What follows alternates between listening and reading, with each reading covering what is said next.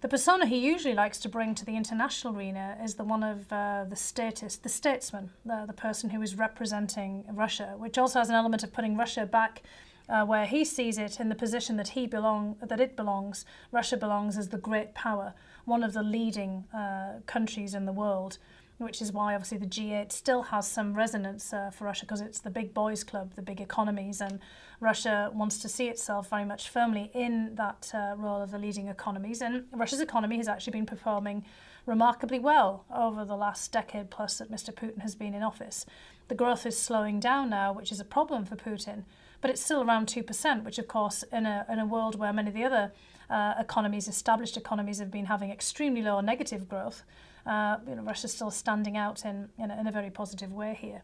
So Putin will want to be turning that face to the world in Northern Ireland. He'll wanting to be show himself as the statesman, not the KGB operative, the case officer that he's playing at home.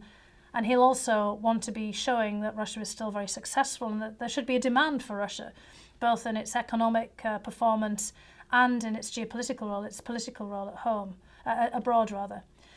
And for Russia right now, that actually isn't too difficult to do, because in fact, Russia's resistance over Syria puts Russia in demand. Everybody's courting Russia. Everybody's trying to change Russia's position. So in a way, Mr. Putin has very effectively played that role out. He's played the game of international affairs in a quite sophisticated manner. Russia's given nothing.